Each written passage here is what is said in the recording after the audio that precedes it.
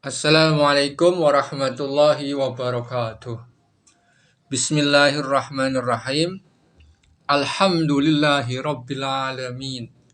Wassalawatu wassalamu ala sayyidina Muhammadin wa ala alihi wa ashabihi ajma'in. Amma ba'd. Bagaimana kabarnya rekan-rekan mahasiswa, teman-teman mahasiswa Universitas Yupentek Indonesia? Semoga Allah Subhanahu wa Ta'ala selalu memberikan kepada kita nikmat iman, nikmat Islam, kesehatan, ilmu yang berfaedah, rizki yang berkah. Amin, amin ya Rabbal Alamin. Pada kesempatan kali ini kita akan bersama-sama mengkaji mengenai roda gigi kerucut atau biasa disebut spurgir. Materinya adalah sebagai berikut: bagian-bagian roda gigi, dimensi standar, faktor keamanan, modul, dan seterusnya. Bagian-bagian roda gigi. Ketika saudara memahami bagian-bagian daripada sebuah elemen mesin, maka saudara perlu memahami bagian-bagian mana yang merupakan sebuah fungsi, bagian-bagian mana yang merupakan bukan fungsi. Jadi, apabila bagian tersebut atau dimensi tersebut merupakan dimensi fungsi, maka apabila ukurannya tidak tepat, maka fungsi tidak bisa berjalan. Nah, ini harus diperhatikan. Sedangkan apabila dimensi tersebut bukan dimensi merupakan fungsi, dimensinya tidak sesuai dengan ukuran atau tidak presisi, atau terjadi perbedaan sedikit pada proses pembuatan dibandingkan dengan apa yang ada di gambar, maka fungsi tetap akan bisa berjalan. Contoh misalkan panjang hub dari sini ke sini, ya, dari sini ke sini bukan merupakan fungsi. Jadi kalau berubah sedikit masih bisa berjalan. Tapi yang merupakan fungsi, misalkan ini ya, kedalaman, lebar,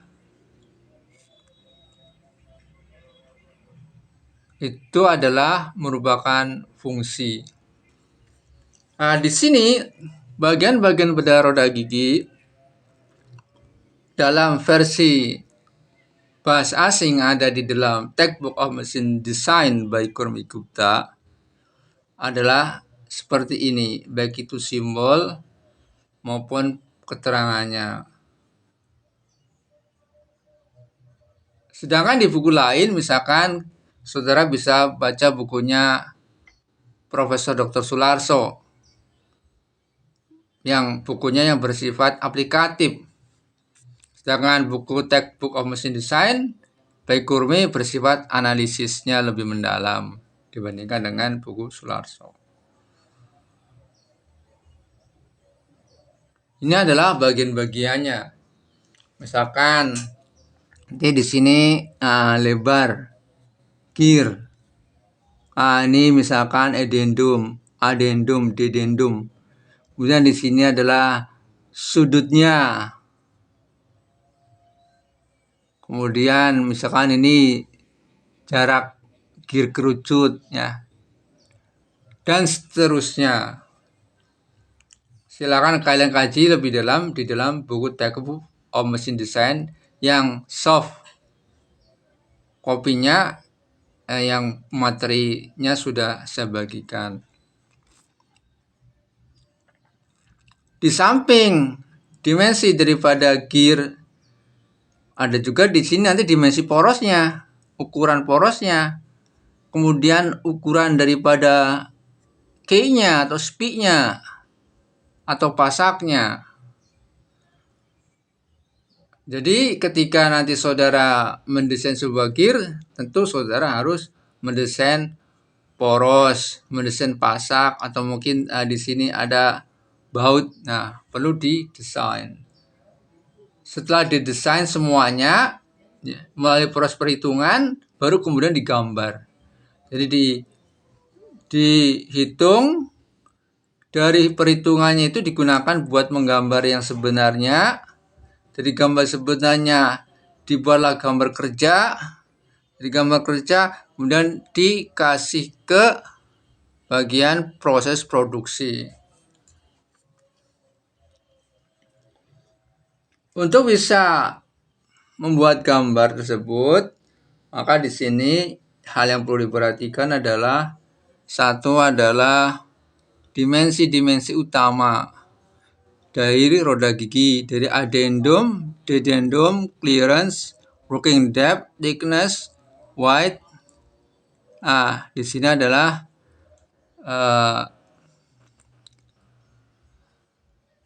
lebar. Ya, di sini berhubungan dengan lebar kemudian dengan spur gear.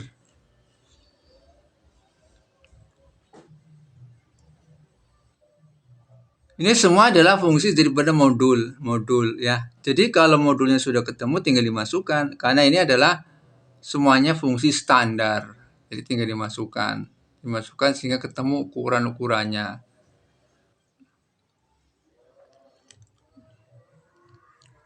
Lalu bagaimana urutan-urutan penggambarannya? Saudara sudah pelajari di mata kuliah menggambar teknik. Ya. Menggambar teknik. Saudara sudah pelajari, ada di bagian belakang bukunya Takeshi Sato, ada gambar tentang roda gigi. Nah, sekarang bagaimana cara menentukan modul? Nah, untuk menentukan modul, ini adalah prosesnya dari momen. Nah, ini analisis gambar gayanya, kemudian mengetahui momen itu apa, diteruskan sehingga ketemu rumus seperti ini.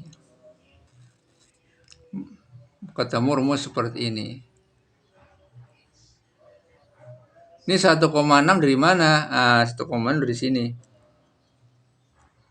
Ini 1,6 ya, dibulatkan. Dari 1,6 kali 8 ya. Kemudian dibagi 6, nanti ketemu ini angka ini. Jadi angka ini diperoleh dari perhitungan konstanta yang ada di sini. Ketemu. Di mana P adalah power yang ditransmisikan, SZ adalah tegangan yield dari material, N ada putaran gear dalam RPM, CV adalah faktor koreksi kecepatan, correction factor for velocity. Kemudian DG diameter gear, SF safety factor.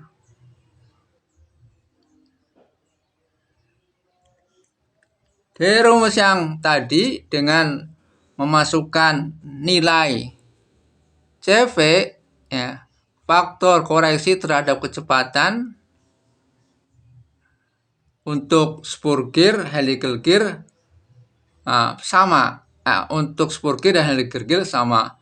Tapi untuk bevel gear ya, maaf, ini bevel gear bukan spur gear. Untuk bevel gear berbeda. Untuk bevel gear itu berbeda. Ini bevel gear ya, roda gigi kerucut. Nah, untuk bevel gear berbeda. CV-nya ada 2, cuma 2 di sini. V maksimalnya 12 meter per square. Sehingga ketemu CV-nya 0,2, Mach ini Mach-nya 0,23.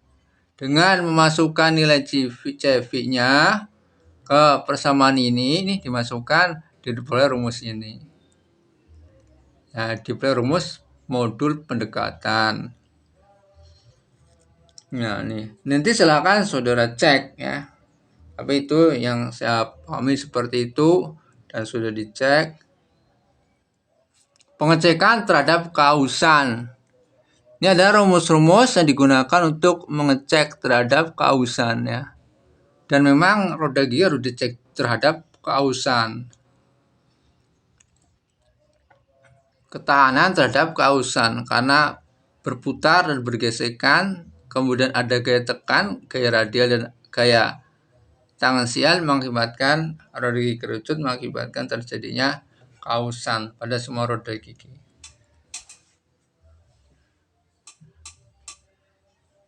Selanjutnya, ini adalah material roda gigi yang biasa dipakai, sama dengan roda gigi lurus atau miring atau kerucut ya, atau nanti cacing dan roda gigi cacingnya.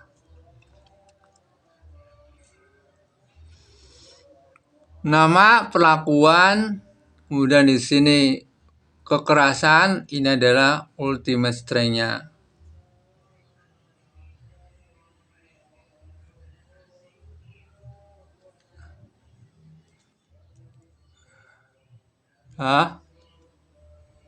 Ini adalah tegangan statik izin. Tegangan statik izin. Di sini pakainya A ya, kalau di sini to ya. Ini tegangan SZ dibagi SF. Nah, ini ada hubungannya, jadi rumus ini ya. SF biasa diambil safety faktornya adalah dibagi 3. Walaupun safety faktor banyak hal yang mempengaruhinya.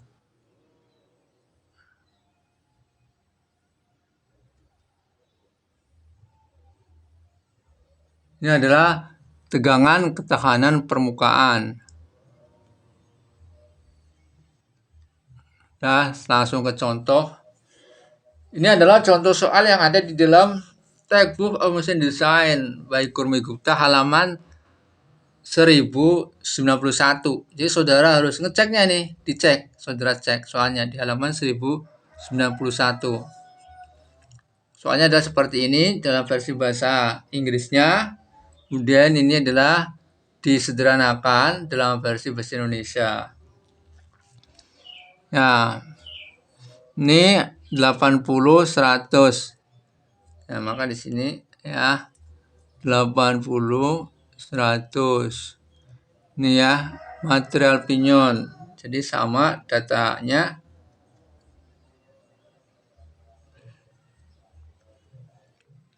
Nih 300.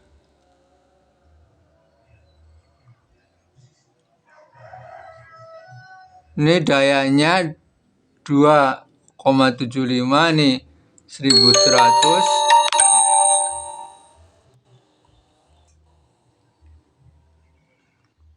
Jadi semua data ada di sini.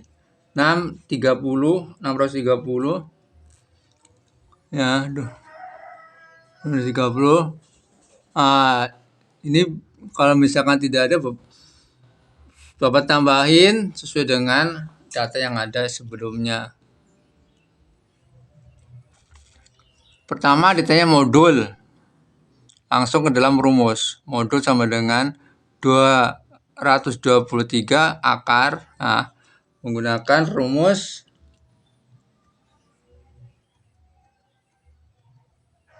ini ya. Menghitung modul ini. 223. Digunakan buat menghitung modul.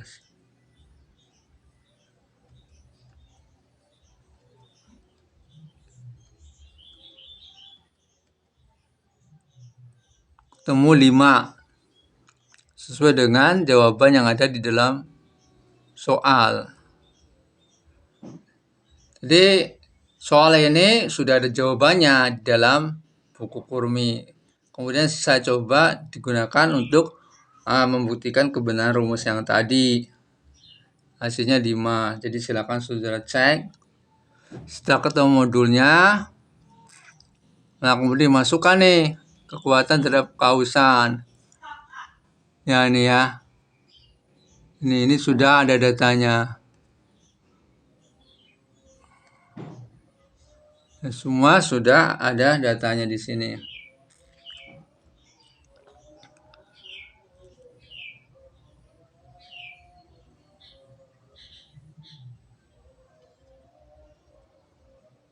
tinggal input data. Nah, tinggal memasukkan data saja yang tadi. Diameter pinyon, diameter kiri ketemu sudutnya 38,66 derajat. Kemudian ini 51,34 derajat. Ini ya, sudut P1, nah P2. Ini ngelihat di gambar. Karena nanti gambarnya harus sesuai sudutnya.